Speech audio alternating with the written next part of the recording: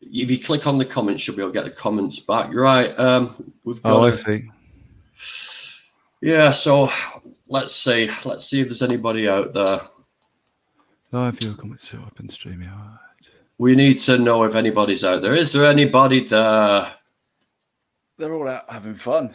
Everyone's out having fun in the sunshine. That's what it is, mate. Can you still do that? Is that still legal? Yeah. If you're in the, I mean, if you're in a group of 6. Yeah, we've got one on. One person, can you click in the comments whether you can hear us okay? I'm Easy Vegan. Hi, mate. Can you hear us okay, buddy? Can you hear me too? Hi, Chris Grant. Let me check on here. Yeah, cool. Yes. Oh, God. Right, excellent. That's good. Excellent. No gremlins. No gremlins in the thing. Welcome to Grumpy Vegan Grandad. It is me, Danny. And today I'm with Mr. Goode, Mr. Jonny Goode. Do you want to introduce yourself, buddy? Yeah, so I'm Jonny Goode, as I was just introduced. Lovely there from Danny. My Instagram is Jonny Good Life. What more do you want to know about me, Danny? What do I want to know? I want to know everything. So let's just have a quick look at who's in the chat and say hello before we crack on. So we've got I'm Easy Vegan. We've got Chris Grant. JJ Star, hello there. Muddy Paws, get them paws cleaned. Michael Askew, hello. Pauline Hilling, hello. Bev Llewellyn, hello. Angerad's Life, hello there. Michelle Lowe, hello. Ekaterina Marinova, yes, I pronounced it right. Hello there. Right, so let's do this. So yeah, I want to know. Right now, you've had a bit of a health journey. Yeah. So, is the health journey the reason why you went vegan, or was it another reason? It was many paths. It was certainly part of it, and it's certainly a big contributor to the well-being as well. I mean, do you want to know how that sort of wove into everything? It's a very complicated story. So what? Okay, so I'm assuming you went plant-based first. Let me tell you how we ended up going vegan. Let's just let you tell me the story. Away you go. The floor is yours. So it's a very complicated story. Let's go from how me and my wife became vegan. So, and we'll come on to the health maybe a little bit later. Yes, that sounds like a plan. So I was a 100% meat eater. So was my wife. Typical carnivore, if you like. I also ate a lot of processed foods, just the usual crap and pizzas and burgers and that stuff. And I was cooking a roast chicken, and I've been doing roast chicken for like on a Sunday, as a lot of people do. And I'd do that thing of thanking the chicken, right? Which sounds really funny now. You're welcome, Jonny. You're welcome. But you see that, especially from people that have left veganism, and they say the spiritual side of it. Yeah. Well, yeah, when they say, but now I bless the animal or something. Obviously, the animal really appreciates that after it's been of course they do, murdered, especially with like an onion up their ass. You know what I mean? So. But it sounds really stupid now, but that's what I did, and I think something in doing that just flicked a switch in Lexi, my wife. So I would do that every week and go, oh, thanks chicken for the blah blah blah, and she just started to get really uneasy, and she just made a connection, which I hadn't have done. And we started going down a bit of a journey where she'd start getting raw milk, and we'd be driving for an hour to go and find ethically taken raw milk and meet the cow and that kind of thing. And we'd have the most ethically slaughtered chicken that was like 15 pounds. and on this mad journey of like an attack of the conscience. Wow. So that's a bit like that's a weird sort of way in, isn't it? Because it's like you're doing something wrong. Yeah, absolutely. You can't quite put your finger on it. So what you're doing is looking for excuses to 100%. carry on what you're 100%. doing. 100%. I mean, Wow. and at this point, I've got to stress, I was led in. I was very much like holding my wife's hand at this point. I was like, yeah, look, I've got something to do in an hour. This is a pain in the ass having to drive here. And I'm still completely disconnected at this point. Right. This is my wife driving this, my wife's conscience. And to me, it was just a mild irritant, I suppose. But it was fun to go out and do something else and, go to a farm or something. So I'm still completely disconnected. Yeah. And she was on at me. At this point, she was getting more and more deeper and researching stuff and looking into other things and vaccines and just like starting to lift the lid. And she was on at me, watch this film, watch this Cowspiracy film. I know you'll really like it. And I was like, yeah. I'll watch it. I'm busy. I'll check it out when I've got time. And one day, maybe after about 6 weeks of, you should watch this film, I watched the film. And within like half an hour, I was kind of like, this is like one of the big things that I've been missing. It was a big relief because as an artist, I'd always been that stereotypical guy on the bus looking around at all the suits going, I don't. What do you mean? What do you mean an artist, Johnny? You're a painter? What? I'm sorry, artist? I'm a musician. Okay. So, and I've always had that disconnect in me, whereas I know you're an actor. So anyone that's usually in a sort of creative field will have a bit of a stereotypical kind of, they have this alternative way of life that can make you feel quite disconnected. And I say it was a relief when I watched Cowspiracy because suddenly it was such a relief to be shown that so much was bullshit and to have it on a plate there in front of me. By the end of the film, I was like, yes, I'm in. This is fantastic to finally be shown this. And from then on in, it was about 2 or 3 months of, well, yeah, I'll be vegan, but if we're somewhere and there's a cake with some butter in it or something, I'll have that. And then that slowly faded out through the months where you just start getting more and more deeper into stuff. It is like the Matrix journey, except just not all of a sudden. You sort of fall down the rabbit hole, and every corner you open a new thing, and it does get you like that. I think overwhelming. Yeah, it is, and it's like the most innocent thing in the world is a bottle of milk in your fridge, and to relate kidnap, rape, and murder to a bottle of milk in the fridge is like, it's like no, please, It's definitely. Well, it's so well hidden, isn't it? It's so well marketed. You're talking about from birth. You've seen, it's been pushed, and the from school days and milk, and then you're like, I knew all this shit was a. It was a relief, right? It's a relief. We were forced to drink milk at school. We couldn't go playing out unless we finished our little half-pint bottles of milk. Or quarter pints. I don't know what they were. It was forced on us. It was literally forced down our neck. Yeah, as the carnies like to say.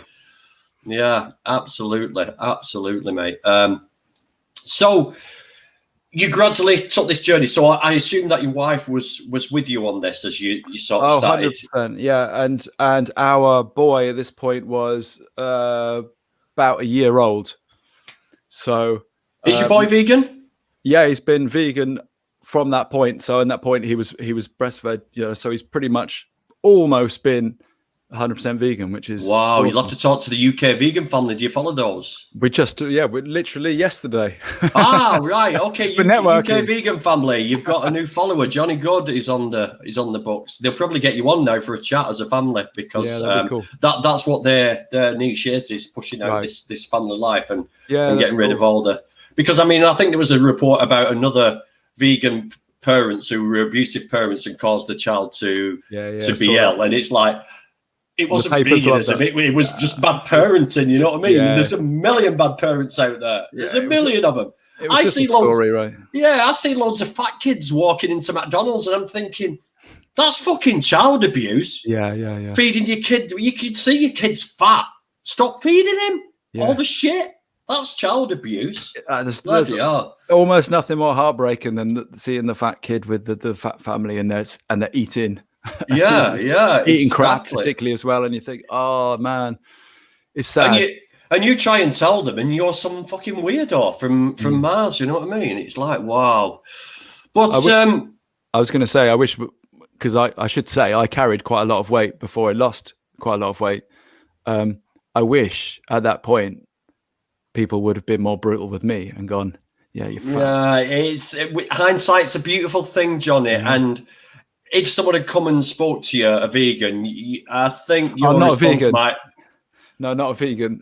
Just somebody to say stop eating. No. Yeah, but even someone coming telling you lose some weight, it's like, oh, you're telling me the obvious. You know what I mean? I don't. Yeah. It's one of those, isn't it? I mean, people. You've got to find it, I guess, maybe in your own way. Yeah, definitely. Because some people find excuses to be overweight as well. They say, you know, it's thyroid, runs in my family, we've been boned, you know, there's lots of reasons. And to be honest with you, I had a fast metabolism. We were talking before, and I said that I was like a lat when I was growing up, and I could eat as much as I want, and I never put a pound on. Brilliant. I struggled to put weight on. Right. But some people aren't like that. And I thought to myself, could I diet? And now I've spent a year dieting, as you know. Oh my God, it's hard. It is hard. But on the flip side of the coin, it's easier doing it with the whole food vegan diet. Oh, whole food plant-based. Yeah. So much easier. Because I'm thinking, because I'd be on my app and I'd be looking, I'm thinking, right, I've only got 600 calories left today. It's like midday. What am I going to do? And then I'll look at sweet potatoes and I think, fucking hell, I can have a kilo of sweet potatoes. I'm fine. You know? It's just as well you like them. Yeah, I love them, mate. Straight in the microwave, straight out, scrape it out, or sometimes in the oven and heat the skin as well, but scrape it out and there we go. We've got sweet potato mash, bit of vegan butter on, bit of salt, black pepper, bang, lovely. I saw Penn from Penn and Teller, who lost an awful lot of weight. He mono dieted, just as an interjection, and he chose for his mono diet. He did a mono diet for, I think it was 3 weeks. What's a mono diet? Eating one food, one thing. So he chose white potato, and he had it for 3 weeks. Lost a ton of weight, but it isn't necessarily the period of time that you just eat one thing. It's resetting the brain. And of course, you know, it's Penn and Teller, so he's, you know, big into mental tricks. And he said after that 3 weeks, just like eating a carrot was like an orgasm. It was like, whoa, because everything was reset. Like 3 weeks of just yeah. I mean, what you can do. I did a similar thing. When I was experimenting, I went vegan because I started juicing vegetables and fruits. Right. And I started looking at sugar, and I believe the sugar myth. I believe that sugar was really bad. I mean, it is in quantity, but so I quit sugar. I completely got rid of sugar. Yeah. And what that did was that refined sugar or fruits? It was no, it wasn't fruits. It was just refined sugar. I used to eat donuts, cakes, biscuits, chocolate, the full Monty. It didn't matter to me. I don't care. I don't put weight on. So after about 3-4 weeks of like not having any sugar whatsoever, I noticed that when I was biting into an orange that was particularly sweet, it was like, wow. It was like, it was mind blowing. Yeah. And then I bought, I wasn't vegan at the time. I bought a strawberry cream, you know, those glazed strawberry things with cream around the edge. And I filmed myself eating it, right? And I'm not joking. The pupils just went pure black in my eyes. And I had a rush. I filmed it. I was just like, wow. Yeah. And this is what I mean about, like my granddaughter.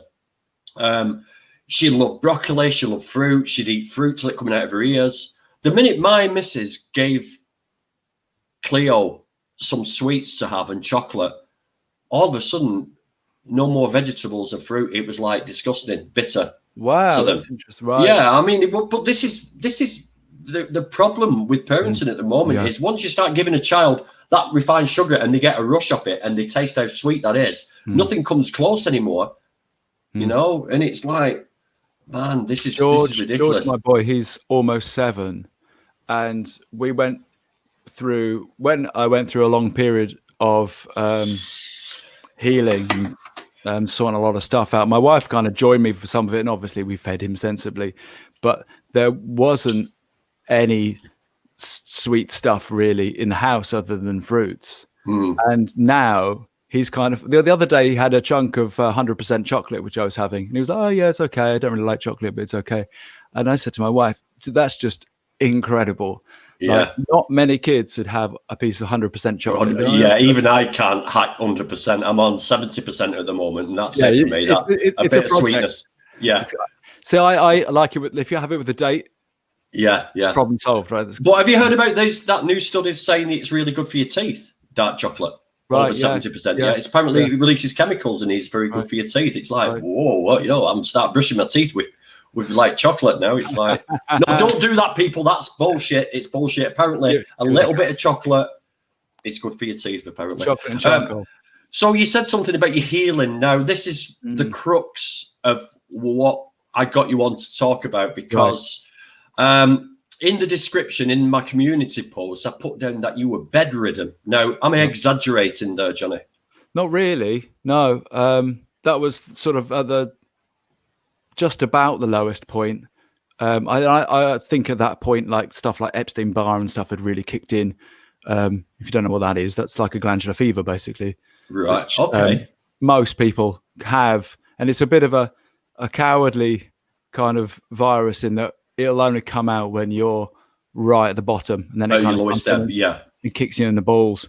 So I think that was at that point where I would literally I'd just wake up and I had nothing in the tank at all. How old were you at this point, Jonny? Probably about 36. And what are you now? 42. A bit later than 37. Wow. So you're 42 now? 42 now. What? Doesn't he look great for 42, ladies and gentlemen? Another one. I feel really warm. Just why I'm hot, mate. Don't worry, I'm hot. I've got my vest on. I fell asleep earlier. Thanks to Bohemian Bee for waking me up earlier, actually. Thanks for that. I wouldn't have been on this stream now if she hadn't given me a shout. So thanks, Bohemian Bee, for that. So, yeah, sorry, Jonny. Right. So you had this fever. It was, what, 6 years ago? Yeah, well, I mean, that was the sort of one of the final things.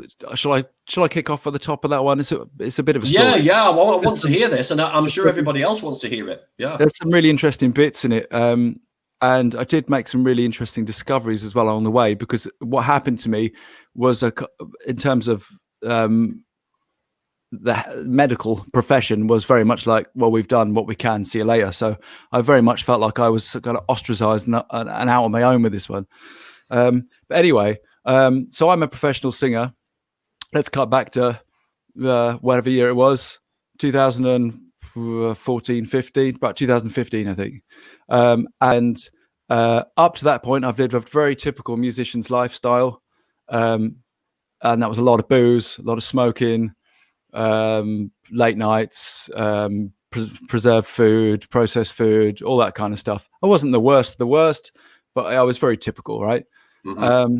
And I was going through a period of change. My son had been born. There was a lot of extra stress. He was about 6 months old at that point, and I was becoming responsible, getting rid of the booze. Wasn't having socially smoking anymore, that kind of thing.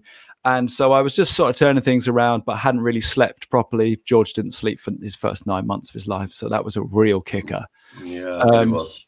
And I was out on New Year's Eve doing a solo gig, which is pretty intense when you're solo. It was a big packed venue. So we've got about 300-400 people in there, and it's on you to, get everyone going on New Year's Eve. And I'm knackered, not slept, voice doesn't feel good, just really tired. And it's about 9:30, 10. So off we go. 6 songs in, my voice blows and it just completely pops. And I'm like, oh dear. So, I don't know how, but I got through the gig. But by the end of the gig, it was literally like, oh my God. So something really bad had gone down. I just tried to smile through it. I was driving, so there was no drinking or anything. It was probably just drinking loads and loads of water just to get through it. And I wasn't equipped for this to happen in terms of having throat pastels or anything like that. So that was really horrible. Next morning, wake up and something's really, really not right. And I go through a period of going to the doctor and trusting my GP's opinion, and it turns out after going to a couple of hospital scans that I've got a hemorrhage polyp, which is a bleed on the vocal cord. So that's a bit of a vocalist nightmare. I'd always had a polyp, I think, because I had like a bit of a Rod Stewart vocal. Yeah. Right? And that caused me no problem, but obviously now the thing had popped. In between that happening, I was prescribed antibiotics, came out in hives, had this horrendous reaction to antibiotics, and my digestive system started to go a bit weird. I started to have reactions to foods and stuff. Wow. Okay. So we go on another year. I'm still trying to work. I'm sort of singing like this at people's weddings and stuff, and just trying to do what I can do.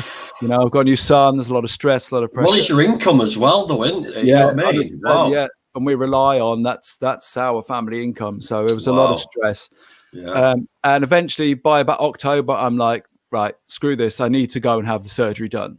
Maybe this needs to go, right? Yeah. Do the surgery. It's successful. Again, really stressful. Didn't speak for about another month after the surgery to check it heals okay. And it gets better, but nothing really changes. I'm like, Jesus, what's going on here? And I'm starting to put weight on, and just things start to go really, really wrong. There's no money coming in then, apart from was your wife working? No, we rely on the musician's income, and we homeschool as well. It was pretty stressful. So I imagine at this point, I'm just like, I can't work. We need to stop. This was around the time I became vegan, right? So we were looking around, like we said at the start. My wife was looking for things, and she started to open this door. So I'm, really appreciative of that. So I'm going through that. And at the same time, then I start researching. So the vegan things happened. I've realized there's a lot of shit which I've believed over the years. And I need to maybe start accepting that I need to change some stuff, right? So I start doing research. I can't do anything else. So I start doing research. And I research about what's going on. So I've, by this point, put on 5 stone. I've got no energy. I just feel like shit. I can't speak. I've pretty much lost my voice. And not just because of the surgery or what's gone on, like the confidence has fallen out of me. Like, of course, everything's gone. I'm just, of course. And things are happening. Just like I said, the Epstein-Barr virus comes in, and just everything is taking advantage. And I genuinely now start feeling like my body is preparing to die. That's where I'm feeling. Wow. Stuff is itching. Things just feel wrong, really wrong. Death is a good option at that point, I should imagine. I'm pretty low. I mean, I'm fortunately not someone that suffers from depression in that sense, although at that point, I'm really depressed, right? It's just really, really tough. So I start looking around and researching. Thank goodness for the internet, right? It's a bit of a pain for some things, but if you know where to look, the stuff's out there. And I start looking at stuff. And I go in through the voice. I start finding vocal coaches talking about acid reflux, and I start finding out about silent reflux. I start finding out about digestive disorders and how everything starts in the stomach with regards to what's going on with the voice.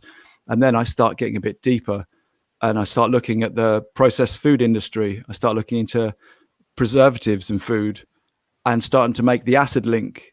And the acid link was a huge leap for me, as big as it was for me. I'm not talking about the animals, but for me personally, the acid connection. When I start looking at things like X Factor, and you start seeing everyone drinking Coca-Cola, and you start realizing what's in the Coke and what they're feeding you through, and normalizing, which is just so detrimental and such a killer for people. And I start looking and finding facts. I started looking at when they introduced processed food in the late 70s and preserved food, there's almost a direct correlation between that and colon cancer. Like the two graphs are like synergy. And I start making these connections, thinking, right, okay, this, really start looking at the labels, which you're already doing when you're vegan, which is a wonderful thing, because it makes you look and go, well, this has got this like thing here, whatever it is, this flapjack's got milk powder and, pig gelatin or something in it. And you think, well, that should be, why is this shit in here? And then you start, that's in there because these guys are making a deal with those guys. That's why all this bloody cereal's got sugar in it, or it's got that, because these companies are making a deal. Jesus. And at this point, I'm getting quite obsessive, but I'm also really unwell. And when you're really unwell, that's what you've got to focus on. You're desperate. You're at a desperate point in your life at this moment in time. So to me, you're looking, I mean, your health is your income. So at this point, you've got to find something to make you, I mean, it's like the Game Changer story. Yeah. He's looking for a repair to his body so he can carry on training the elite forces. So you're doing exactly the same. You're trying to heal so you can bring an income into your new family. It's like, yeah. So plenty of motivation. Oh yeah, absolutely. So there was this point where I'd kind of realized a lot of stuff. I've got some of the books here. So I bought lots of books, Acid Watcher diet. So these are real restrictive diets to start taking everything acidic out of your diet completely, which kind of works. Here's another acid reflux diet. So I was doing that as well as trying to find my way through veganism. When you're new to veganism, it's kind of like, there's all that going on. And I just knew something was really wrong. Like my body had been compromised and taken advantage of. And I was researching, and I came across someone online talking about turpentine, natural pine oil, and how you can use it to completely heal your gut, remove parasites from your gut. Okay.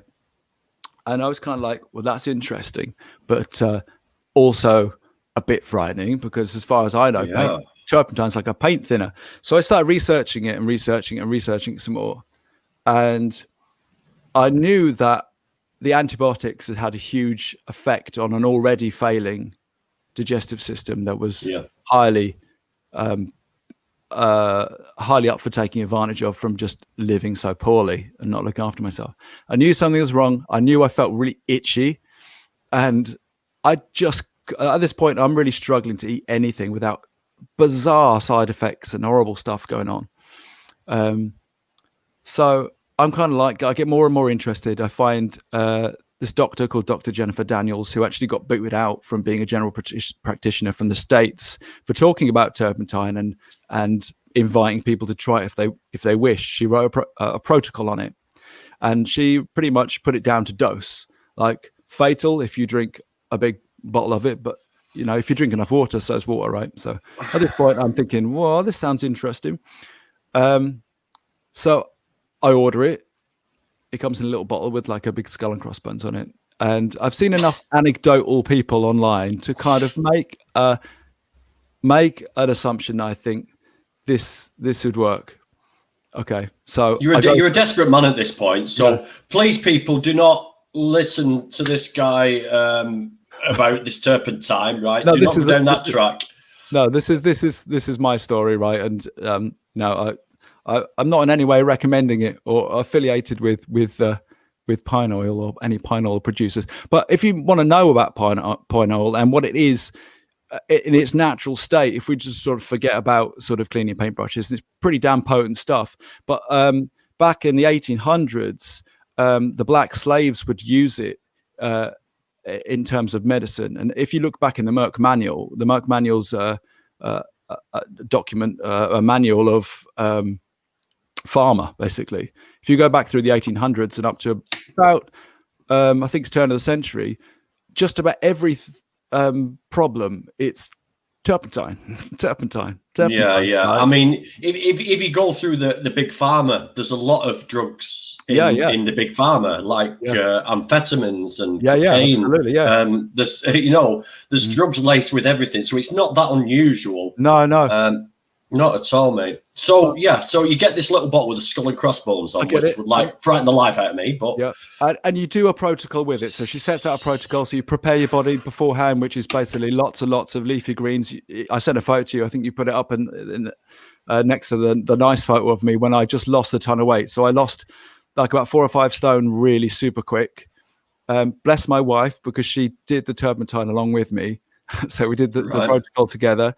And I didn't die. Day one, didn't die. Took it. You take it on like a spoonful of sugar, right? Yeah. And the theory is you take it with the sugar, and the parasites are attracted to the sugar, and there you go. But I've since reading that, I think parasites almost like vegetable please, I think that there's a lot of interesting things talked about it online. But my story is and some fruit Dan, who's pretty damn crazy, in my opinion.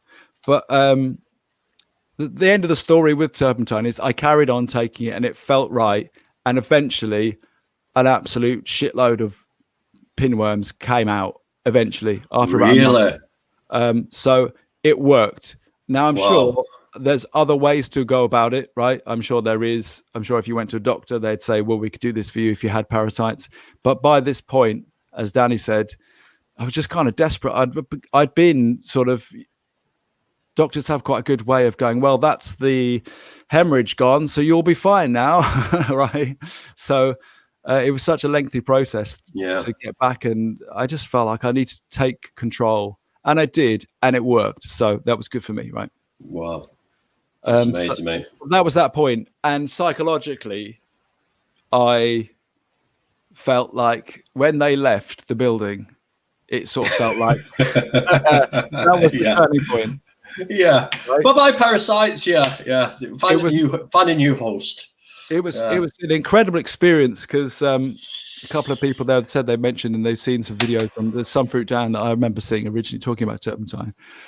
And your body just smells horrible. Like when you're taking it, it smells like the Dead Sea. Well, mine did. Yeah. Wow.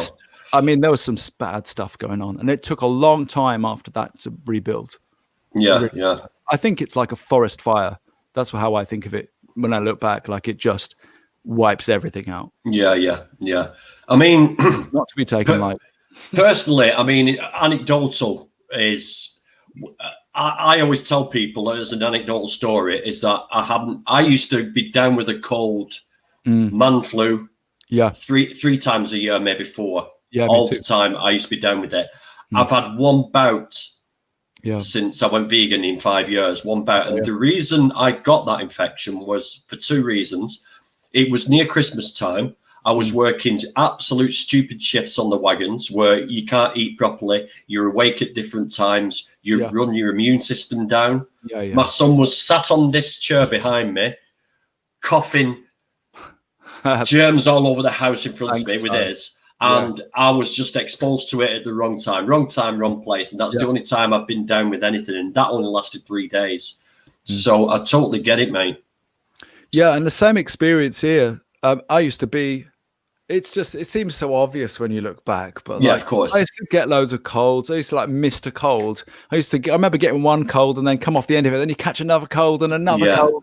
And I'd always be like, oh, it's because I'm a singer or, and it's not when you just understand and look after yourself better. And like you said earlier, like on a plant-based whole foods diet, there's not really so many places to go wrong. Especially for me, I sort of pretty much stopped drinking now. I think I've had a couple of drinks this year, and everything Same else. As me, everything else is just. It just feels like you're on the right path, and when you start feeling like I haven't had a cold for like 3 years, you're like, well, it's like obvious. You think though, don't you? Try and think back. Well, hold on a minute. I can't have been well for 5 years of my life. Surely not. How the fuck can that be?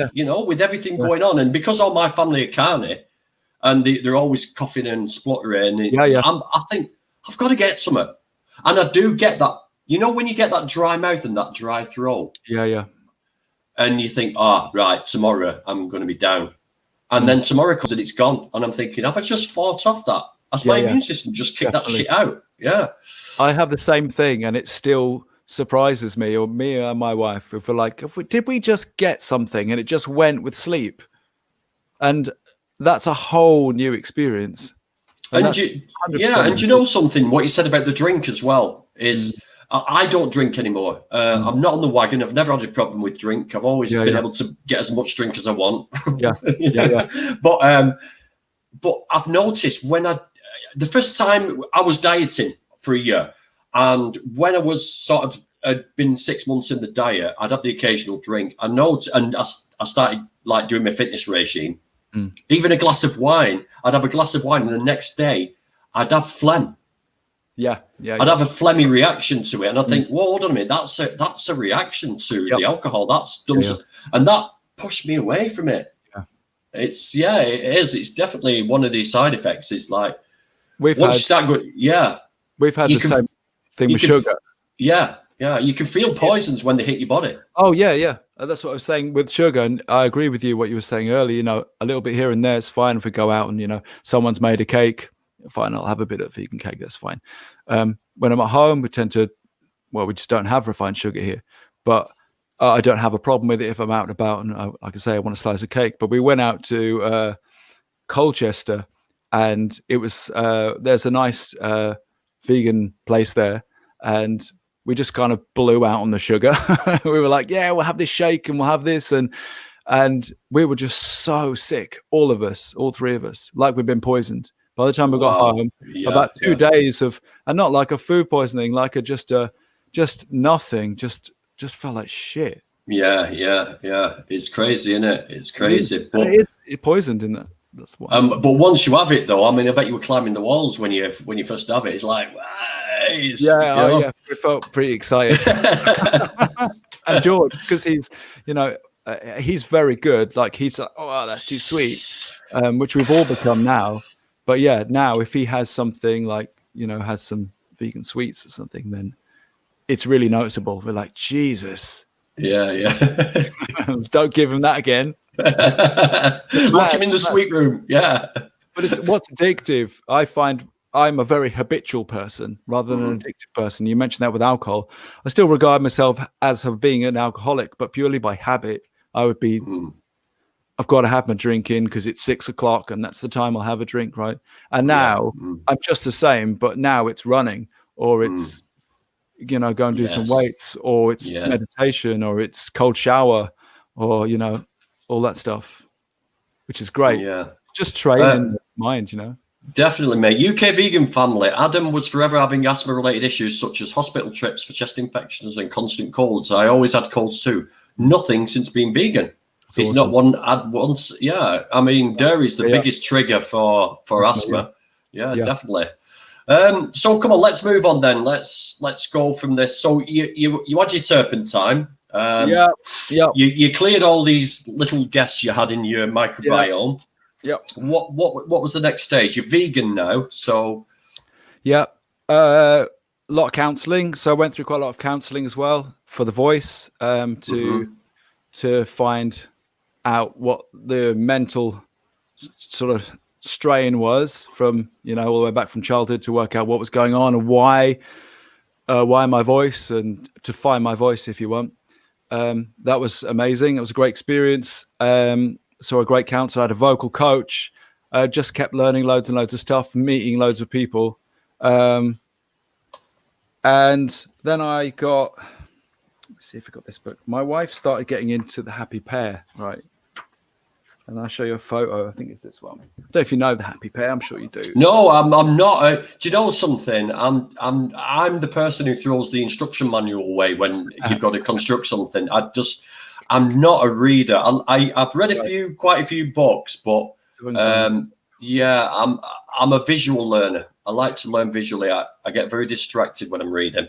Well, she bought this book. It's a cookbook, right? And the Happy Pear are a couple of Irish guys. I'm sure a lot of the people that are watching know of them. They're pretty big, and their food is amazing. And there was a picture, I was trying to find it, but I couldn't find it right now, of them just jumping about. And I said, that's what I want.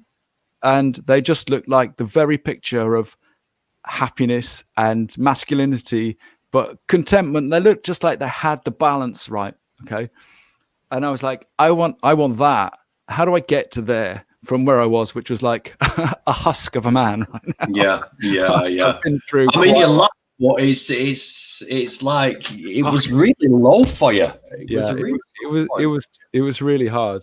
But also quite invigorating as well, because someone new was coming out, right? It was a rebirth, 100% a rebirth of a new start of life, and a nice time to do that as I'm going through middle age.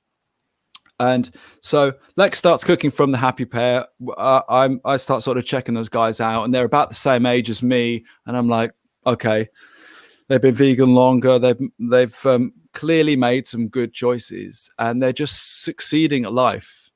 So I'm not looking at this point at like what I would feel as maybe quite not necessarily unobtainable, but would be a long path to sort of a bodybuilder physique or anything like that. I'm looking at just a happy masculine role model, right, with balance. And so at this point, just before I'm 40, and I look in an Argos catalog, I get a set of 5K dumbbells, and I bring them home, and I'm like, I've never done any real fitness whatsoever. So I'm like, okay, what do I do with these? So I find HasFit online. It's a great online resource for free fitness things. There's a nice little 15-minute beginner dumbbell, and I just start doing that. And I did that for about 6 months. Just every morning, 15 minutes, dumbbells. And sorry, mate. I'm just putting on the bottom. It's very ignorant of me to do that. So sorry about that. No, but right. I'm just putting Jonny's Instagram, Jonny Goode Life. If people want to sort of jump on that and give him a follow, and a lot of his story is on there. So you started on the dumbbells. You started on the weights. Yeah, started on the weights because I don't come from. It's going back again to what happened right at the start with veganism, and then finding out about processed foods and a lot of the sort of marketed evils that are out there. It was the same again with fitness for me. This is why it was such a total 360 for change, because I don't come from a fit family. I don't have a male role model with regards to fitness with my dad. There wasn't in my surroundings, like music and fitness aren't often the greatest of fits. Yeah. I mean, I know this from there's a young lady called Nikki River-Ninon whose husband is vegan programmer who live on a barge in Northampton. Okay. And he was a music promoter. He promoted quite a few bands and did tours all over. And he again said that the music industry is a very unhealthy, sort of shitty but good lifestyle, you know? Yeah, 100%. And of course, that I was in London when I was doing a lot of my sort of early music career. I was in London for 10 years, and I'm in and around. My drummer was from Baby Shambles, Pete Doherty's band. So it gives you an idea of sort of who I'm moving around and what my circles are. Not the greatest of normalization, right? Yeah, but I mean, the thing is, Jonny, if this hadn't happened to you, do you think you would have been, your career was you climbing in your career at this point before the I think it was a steady decline. I was just hitting it so damn hard at this point. I was putting albums that like really pushing. I mean, don't be modest. You know what I mean? It's inspirational. You don't need to be modest. I mean, if this hadn't happened, surely you would have been. You could have got signed or whatever. I don't think I was going that direction. I mean, I was working. I had opportunity before then to like tour and do stuff, and I'd already worked out from being in London that wasn't me. I wanted to be a family man, and I wanted something else. What I was looking for wasn't in music, although I love music and I love it as a career, and I'm good at it, and I put my 10,000 hours in, right? So I can do it, and it's a lovely job because it allows me to do the things that I want to do. Yeah. But it wasn't hitting the bullseye like I know it's hit the bullseye with some people. But that said, I also looked around and I knew a lot of unhappy people too. I see a lot of troubled people, perhaps looking for something in music that isn't there. So anyway, shall I go back to? I'll go back to dumbbells. Yeah, go back to because this is what I'm gonna play some of your Instagram. Excuse me for itching, but I'm sticky. It's like I've got that sticky feel. I'll play some of your Instagram videos in a little while, but yeah, let's go from the dumbbells. So you picked up these dumbbells and have you started running at this point as well? Okay, so at this point as well, I used to love gladiators. Right. So I Yeah. love No, gladiators. it's great. It was great. It I'll was let it out. inspirational. So for those of a certain age, you'll remember gladiators on the TV. And then I got through that. I because I love that style of TV show. I started watching Ninja Warrior, and you might know where this is going. And on Ninja Warrior, I started seeing this vegan guy, and I was like, "Wow, this guy's great." And my wife's like, "Wow, this guy Tim. He's really cool, right?" And I started following Tim. Tim Sheep I'm talking about. We met him. Yeah, here we know who you mean. We know who you mean. The infamous. The infamous. We met him here in Norwich, and he came down for a vegan thing, and he put a post up. And at this point, I didn't even know what Instagram was. I think it was on my Twitter or something. I didn't have much social media. And he put up something about Couch to 5K, and I was like, well, that sounds interesting. And so I downloaded that app about 2 and a bit years ago and picked up running. Yeah, that would have been about the same kind of time, maybe about 6 months after I had the dumbbells. So I used to be really the only thing, and I'm not being modest when I say this, the only thing that I had a natural ability for, and you said it to me when we were chatting right at the start, when I used to run at school, I would just always be first. And we do like bleep tests, and I'd just breeze it. And I would be looking at the other kids going, well, when are they coming back? Right. For cross country and stuff. And it just felt, I really hated it. I was like, why have I been given this thing? Yeah. I get it. I get it. I mean, I was the guy in the cross country where there'd be 3 of us under the canal bridge having a fag, you know what I mean? And I hated running. It's, it was an awful thing. And it's really weird. School days, I remember doing one and just starting off and just hitting straight into the mud. But I would run for the county and stuff. I'd represent, and I got to probably about 16, and by that point it's girls, cigarettes, Britpop bands, and I'm gone. Mm-hmm. So then to pick it up again, I did try once before Couch to 5K. This was probably when I wasn't feeling great. And I said to my wife, I'm going to go out and start running. And I think I made it like about 20K, about 20 meters. I was going to say then, wow, that's some going for you first one. I was just like, whoa, no. It just hit me. And, that makes you feel quite crap. But the Couch to 5K was awesome. I absolutely loved it. And I did it through the winter. So I'd go out in the ice and on the snow and just go through the program with, I think it was Michael Johnson. Morning. Right. Yeah. Yeah. And it was almost spiritual. I absolutely loved it for that time, especially, I suppose, with a young child and what I'd been through, just that time for myself. And you sort of forget to sort of look after yourself and love yourself and give yourself that time. So for that 30 minutes in the park with Michael, doing my, 10 1-minute runs or something, it was like, what is this? So I started really getting into that. And at the same time, I'm still doing my 15 minutes HasFit, and I'm just plodding through. And then I start discovering more stuff. I start discovering Wim Hof method. I start challenging myself, start getting in the cold, start running. So for the uninitiated out there, the Wim Hof method is all about controlling your body temperature. This guy goes into the Arctic and stands there practically naked and controls his temperature of his body, and he gets is it getting in cold showers in the morning? And oh my god, 100% recommend it to everybody. No, right? Thanks. I can say that quite safely with this. Yeah, you can. Yeah, right. Okay. Any suckers out there? This guy, he was talking about turpentine 10 minutes ago. And Tim Sheaf, his best mate, he's like, whoa, hold on a minute, something a bit dodgy going on here. Right, listen, there's no way I'm going to be having cold showers, but any of you guys out there want to have a cold shower? Maybe Nicky Riverine wants to jump in the river every morning, just break the ice and drop into a hole in the ice.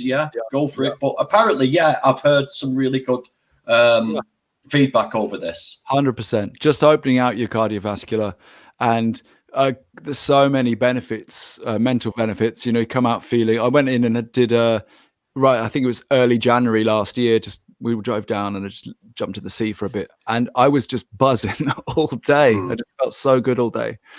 But for me as well, just running in the cold, I'll just go out because I barefoot run as well. So I'm just in shorts and I'll just go out and particularly in the, obviously. Right, people, did you hear that? Did you hear that? Barefoot running, right? So not only does he run, he does it barefoot. So literally barefoot. We're talking skin to, but what do you run on? Right, so I don't run on. I really try to avoid pavement. If I am going out on that sort of run, then I'll wear a pair of barefoots, which are basically shoes or trainers, but they have as minimal sole as possible. So minimal support as possible. They're a bit like a sock, yeah.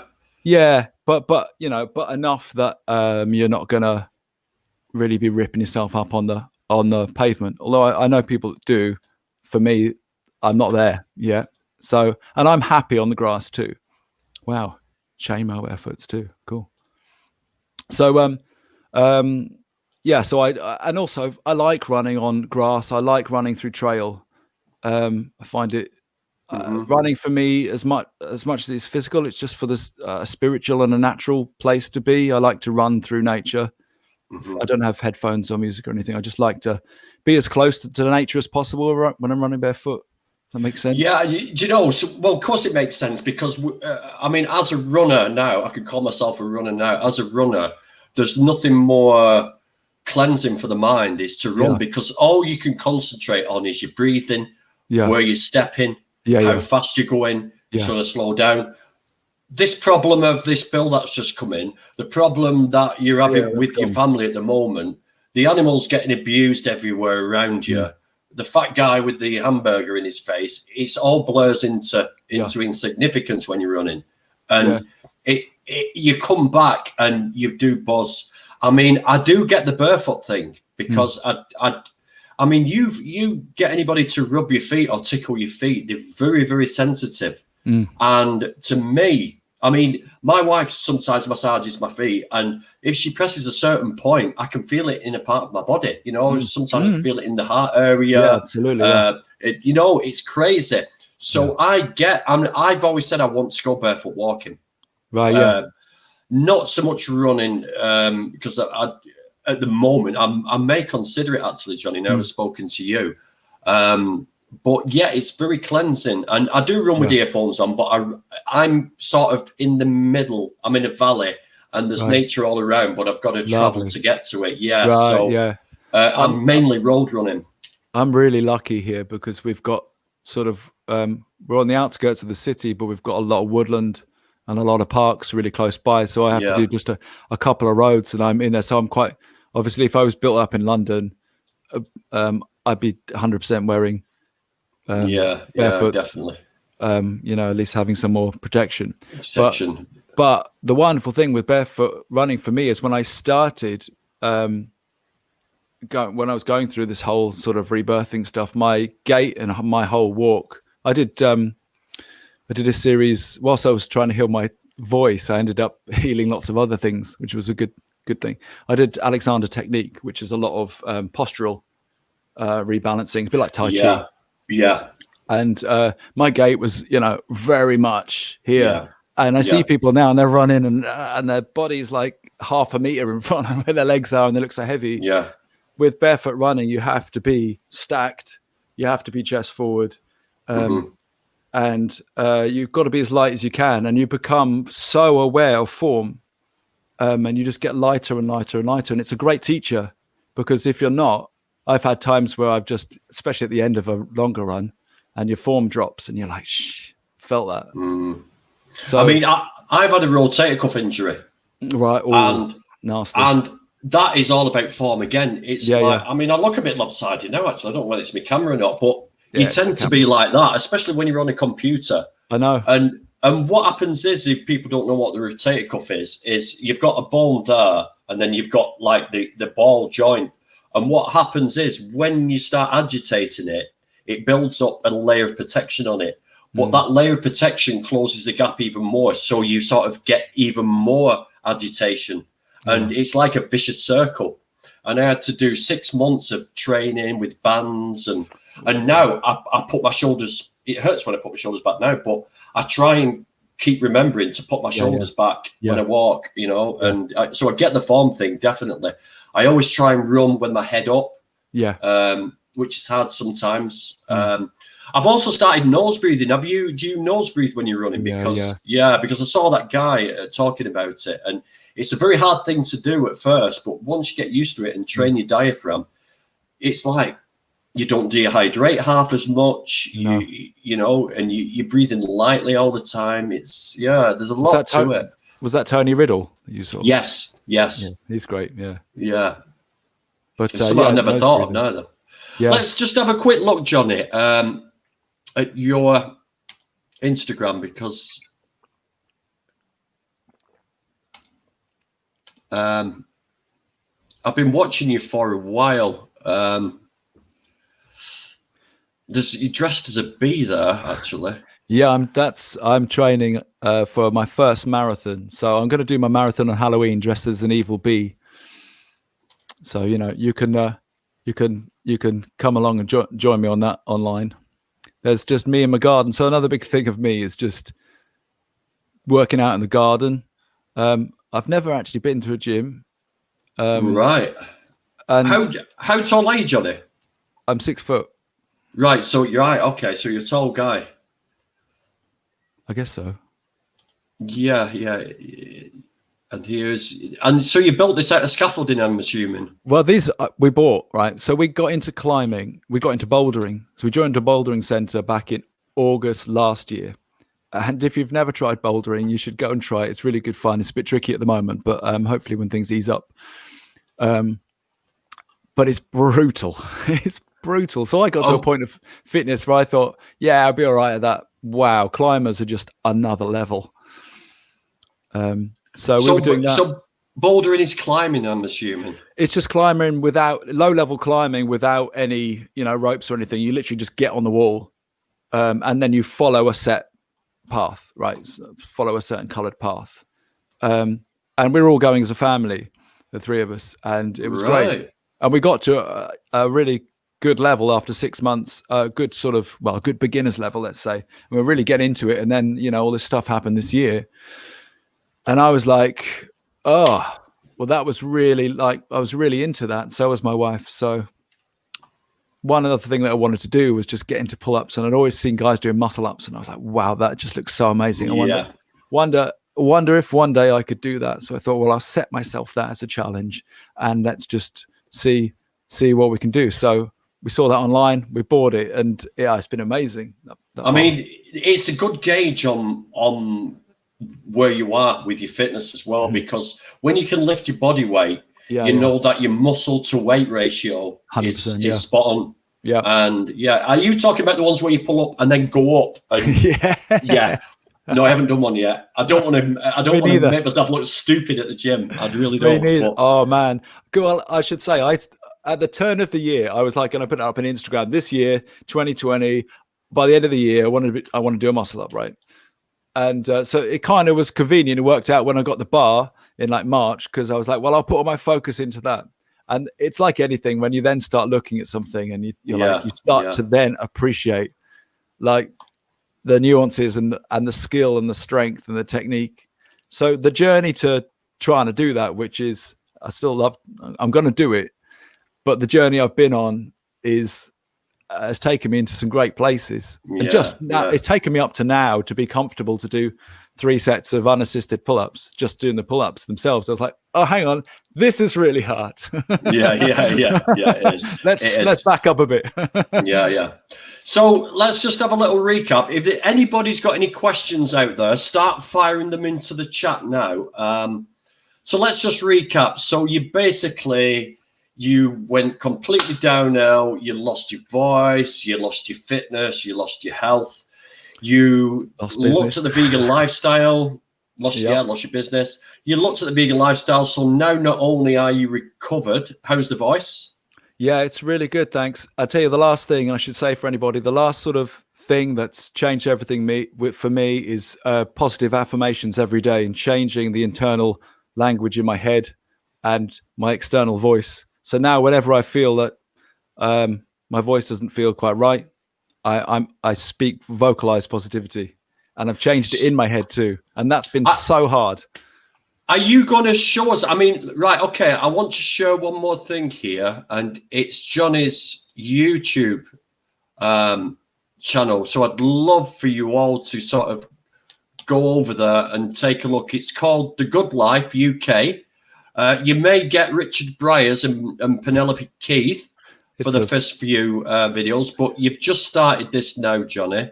Yeah. What are people going to get from this channel?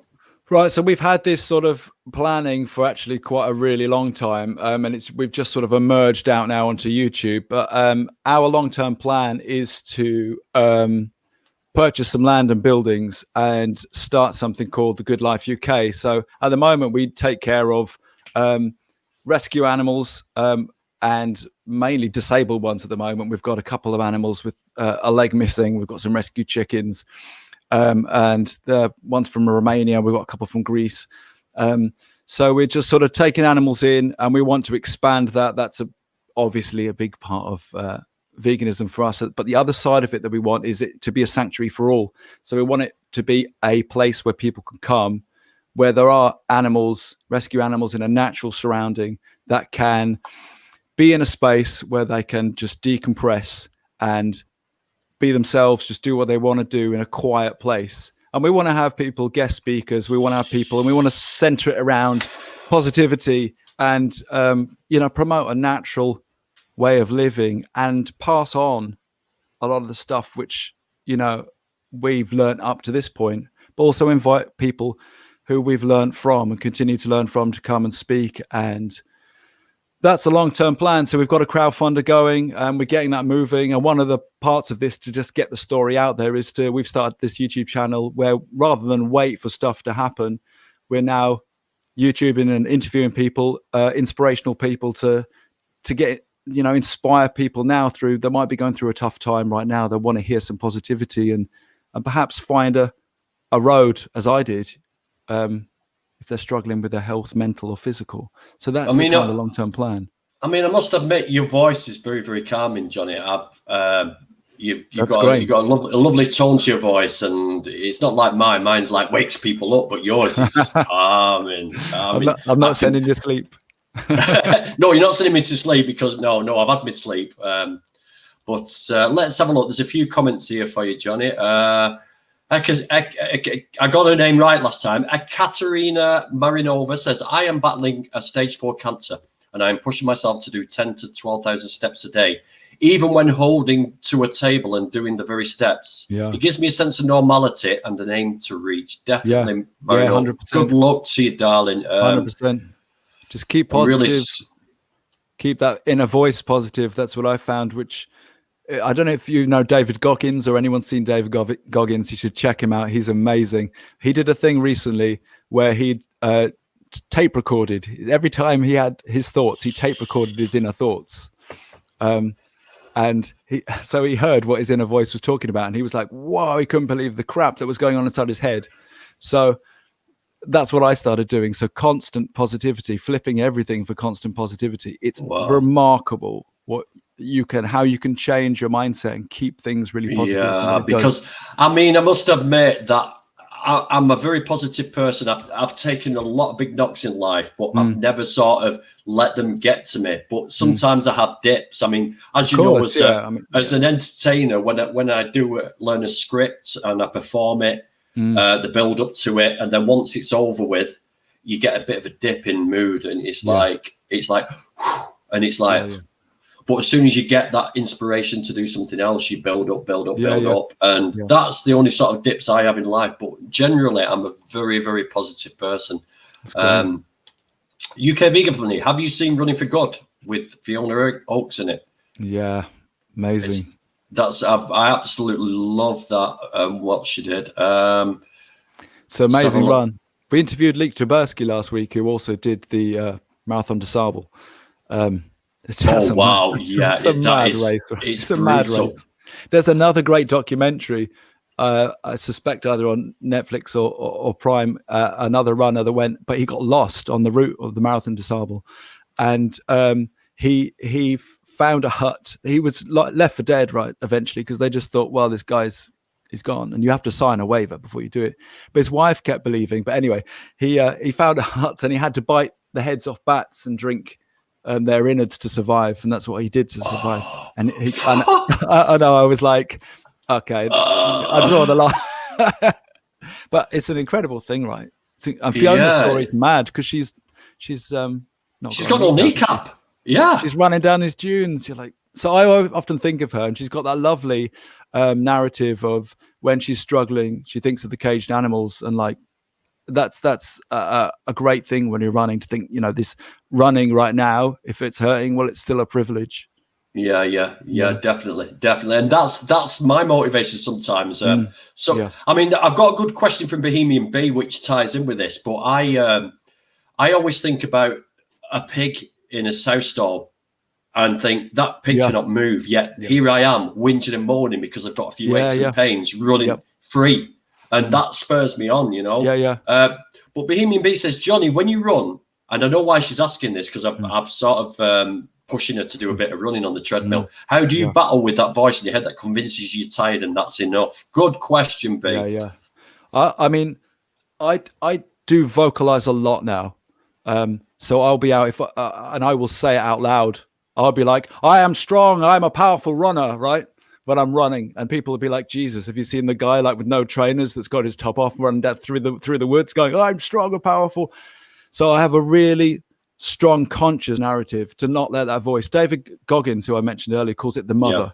And I really like that. So, and everyone has the mother, and the mother is just, hey, Jonny, we could skip it today and just watch a few YouTube videos and maybe have that, bit of cake or something, and just, should we do that? And, you should spend a bit more time with your son, and maybe you can make some Lego before you know it and the day's gone.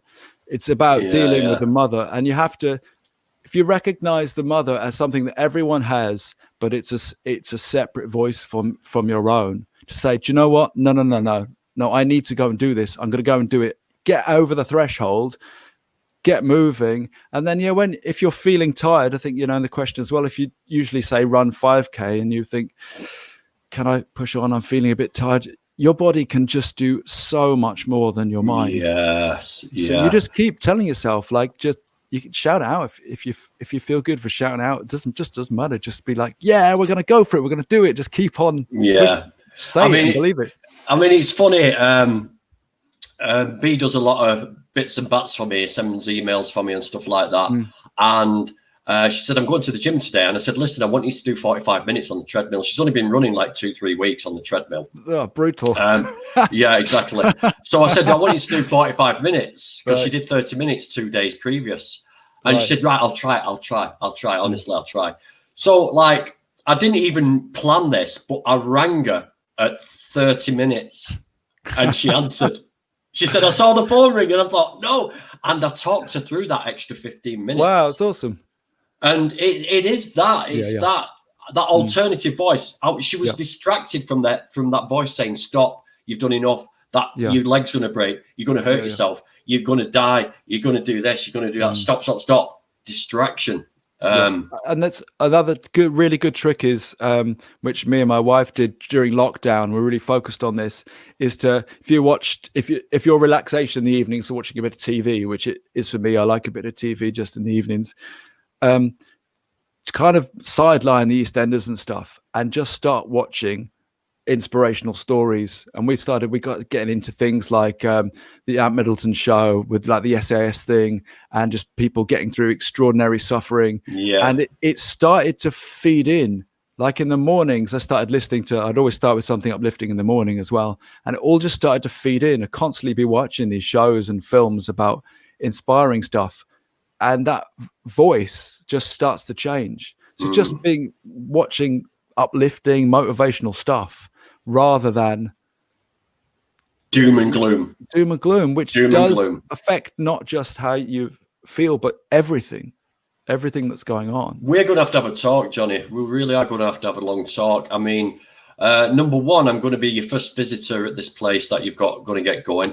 Believe 100%. Me. Just got some Ezekiel low sodium bread. What's your favorite sandwich? What's my favorite sandwich? Yeah. Well, I don't really eat bread anymore. that was something that fell by the wayside just when I had so many digestive things, and that because bread can be a bit heavy sometimes on my digestion. It was one of the things which I stopped eating, and then I've just kind of not had it. For me, like, because I used to love bread, that would be such a I'd be like, "Wow, you don't eat bread and biscuits? What do you eat, man?" 10 years ago. But if I was going to, I tell you what I did used to like was, or I still do like, is avocado on soda bread. That's quite nice. Oh yeah, with the lime juice and salt. Oh yeah, baby. Yeah, now you're talking. Yeah. Do you do any ASMR? Is that the voice thing? Yeah. You have to explain that, B. What do you mean by ASMR. that? I think it's something to do with noises, pleasurable noises or pleasurable voices. Right. I run for the animals. That's my focus. Daniela, she's done 100%. A 21K today awesome. For Regan Russell. I did mine yesterday. Yeah. My back hurts a bit, actually, if I'm honest. Muddy paws, awesome, or swimming. I think this is another conversation that's going on, but hiking, anything that gets you out of breath will do amazing things for your health. Just get moving. That's why hashtag every day is like, go, get outside, get moving, hang from a tree. It's free. Yeah, Goggins is awesome. And he's hilarious. He's absolutely hilarious. And I'll have to have a look because I've never come across this guy. So I think he's the only guy to have done the Navy SEALs Hell Week, I think twice or three times. Like the Hell Week is I think you get like 6 hours sleep for a week, and it's pretty hardcore stuff. Is the hypocrisy, double standards and blindness of most people's attitude about animal abuse the worst moral crisis in human history? Well, personally, of course it is. It's one of the biggest, most brutal, ongoing genocides that the world has ever seen. I don't know what your view is, Johnny. Look, I just have a little story about a really dear friend of mine. And I was following him for a while on Instagram, and he'd often have like images of his barbecues and things that he was having. And I keep my feed really as super positive as possible for the reasons I mentioned a bit ago. But he had an image on which was his barbecue and then cartoon faces of the animals. And I was just like, I can't have him on my feed anymore, as much as, we're good friends. And it was that, and just what that chap said there, that just hit me so hard that we've got what we're doing to animals, and it's gone so far that we can put a cartoon image of like, we're okay, and not even think twice about it. And that just for me, it's so deeply entrenched and so deeply marketed.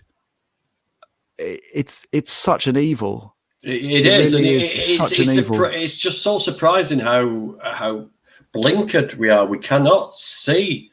Yeah, I mean, I'd love to take those people outside Tulip Meats where the pigs are screaming for their lives and just let them listen to that for a bit and then go and get your bacon sandwich. And this is a really, really big drive for motivation for me, because I have, since turning stuff around, I know for a fact 3 or 4 people that are in my circle have become vegan because of either what I've been talking about, but mostly just leading by example, where people are like, what the fuck is Johnny on?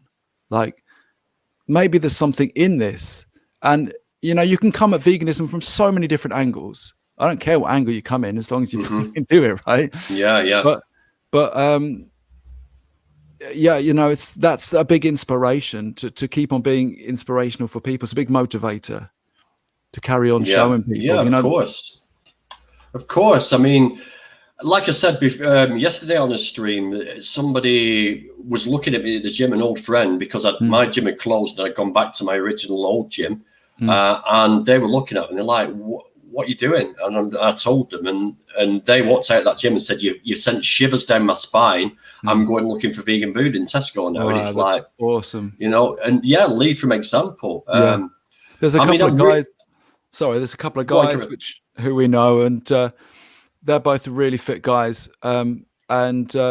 you know, they're brothers, and he said to his brother, you know why, when I was doing I did 30 days, I did 10K consecutively for 30 days as a challenge. And his younger brother said to his brother, you know why he can do that? Because he's whole foods plant-based. That's why he can recover. This is a silly question. Well, we'll decide whether it's a silly question or not. 3-month vegan here. Well done. Big round of applause. Yeah, 100%. Well done.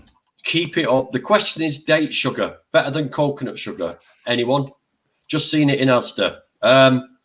Personally, sugar's sugar.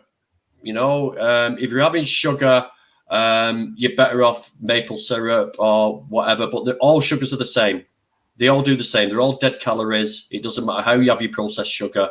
Sugar is sugar. Jonny?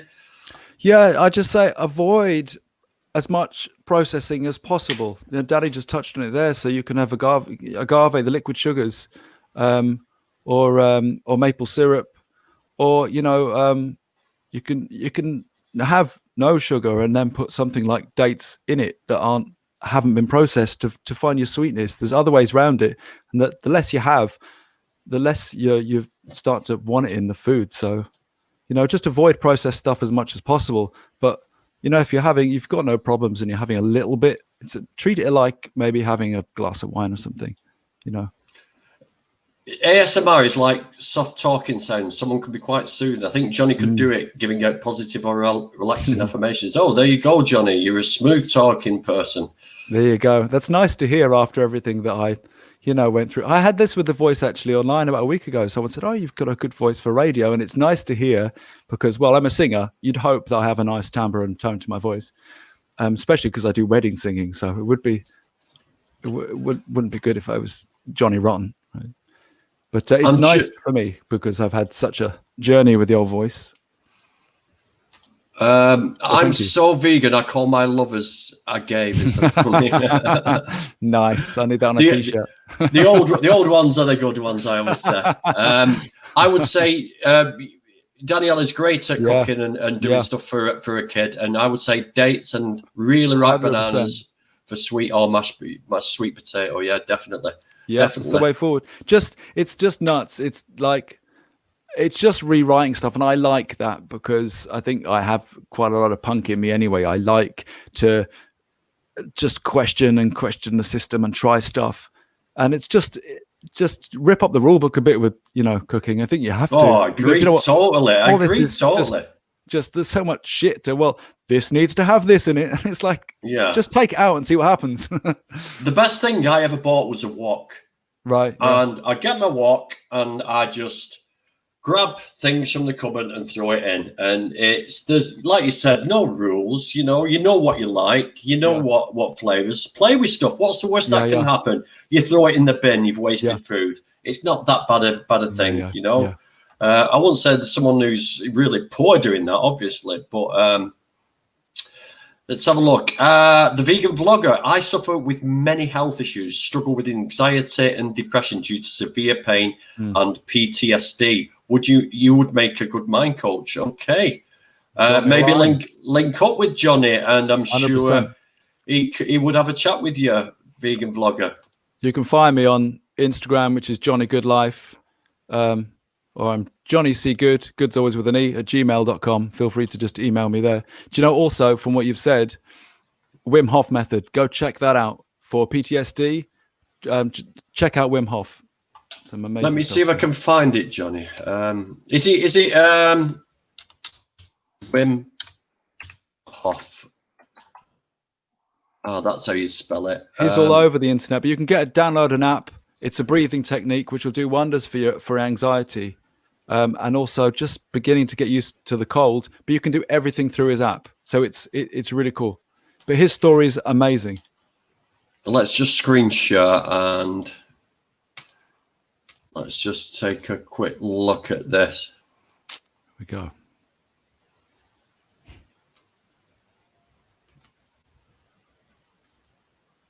So the breathing techniques essentially hyperventilating.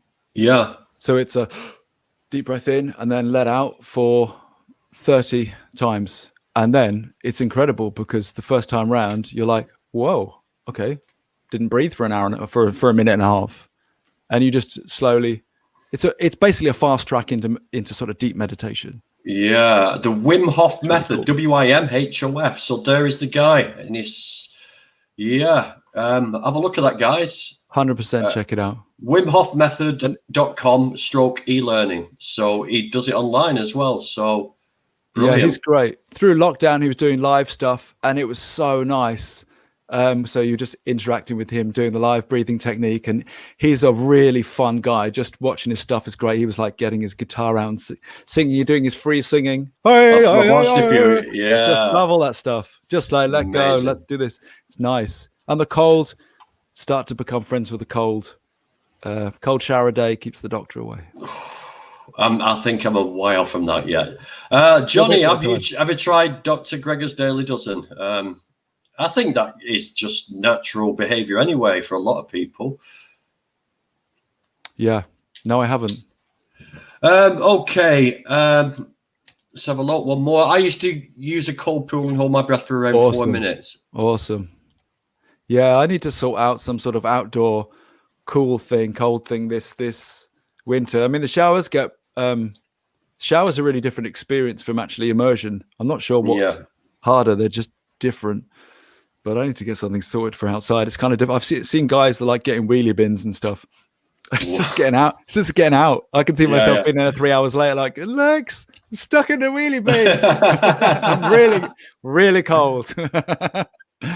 Oh dear. What can be done about the fact that global demand for animal products is rising every day than falling? Well, I want to see where you get your research from that, Iron Gamer. Is it just rising with the population? I don't know, mate. Is it really rising? I mean, why is there more vegan products out there? Why are the big conglomerates producing more vegan options? So throw me some evidence of that over on an email, mate, and I'll have a look at it. So, certainly for my feeling, I'd say just quickly what you were saying. If you look at the money's usually we live in a capitalist structure. It's quite a good example of how things are going. And since those 5 years, we've been, me and my wife have been vegan. It's everywhere. I mean, we live in Norwich. There's a lot here, but just going Sainsbury's and it's like, whoa. Yeah, exactly. Morrison's and have you come across Sactivist yet in Norwich? Because he's you haven't. Okay, so you'll have to have a look for Zactivist on Instagram. He's in Norwich. He's a 13-year-old. I did an interview with him a little while back. If you scroll back through my back catalogue, and he does a lot of. Do you do any activism? That's the question I haven't asked you, Johnny. Do you do any vigils or anything like that? My wife did a turkey vigil really early on, and we got involved with the Extinction Rebellion and stuff, and we did that. I kind of think that was sort of mandatory, really, from the stance that we've taken. Personally, I found what's been most effective, and hopefully this isn't trying to be evasive from not engaging in activism, but I've really have found leading by example a big motivator, and it has changed. I've seen results, so I find that in a way. It's kind of like my activism. When I see people changing from just seeing what I'm doing and how well I'm thriving, and then I just get people in to go, do you know what? Check this film out. Check out Cowspiracy. I had a friend that just changed like that. He watched Cowspiracy and he went, oh, shit, listen, man. That is activism, Johnny. Yeah, sure. That is activism. You're on Instagram. You're on YouTube. Yeah. That is activism. You don't have to be going super gluing your hands to the tops of buses in central London to be active. There's other ways, and leading by example is the perfect one, mate. You caught my attention. I thought, look at this guy, amazing. I think it's a good motivator. Just get out there, be a bit nuts, and shout about how good you're feeling. Of course. Right. Well, listen. Let's wrap this up, Johnny. Cool. 1 hour 23 minutes. You've not broke the record yet, unfortunately. We can keep on going, but I'm actually being interviewed at 8 o'clock by the UK vegan family. So marathon. I'm going to be put in your shoes, or not in your shoes, should we say. Nice. Well, listen, thank you so much for telling us your story John, a feather just floated down outside the window. Then I'm just wondering what's happening there. Thank you for joining me. Thank you for telling your inspirational story. I'm sure you've inspired a lot of people out there with what you've done and how you've changed life around. I'm so happy to hear of another happy, healthy vegan family. And I hope people will jump over onto your YouTube channel, onto your Instagram channel, and take a look. Thank you, everybody, for joining me. Thank you, everybody, for your comments. Thank you, everybody, for your questions. It's been great. Can I just say one more thing? Say last words. Go for it, mate. Thank you. So I'm doing a monster marathon. I'm training to do a marathon. It's going to be on October the 31st. So that's a real big push for me. That's going to be by far the furthest distance I've run. And if you want to come along and join in, I'm using the hashtag Monster Marathon. You can run any distance you like on October the 31st. But my message is that you make yourself smile, because it's been such a challenging year for so many people. And if you get out, wear any costume you like, as long as it's Halloween based, and take a picture or film yourself and just use the hashtag. And I just want to get people involved in either coming into running, giving running a try. It doesn't matter if it's half a kilometer or a walk. Just get outside, dress up and have a laugh. And I just want people to find the joy of physical exercise and combine it with having some fun and, you know, stimulating your mind. So definitely. And I'm going to do join in with that. I'm going to do some barefoot walking. I'm going to do it for Halloween. Yeah, I will. I'll do that. So hashtag Monster Marathon. Please give Jonny some support. He's gone through hell, and maybe he might even record a song for us. You never know. Just especially for us guys. That's what we want to do. But thank you again, Jonny. Thank all. Cheers, Danny. Thanks everyone for joining in. It's been really good. Speak to you soon. Take it easy, guys. Make sure you take it.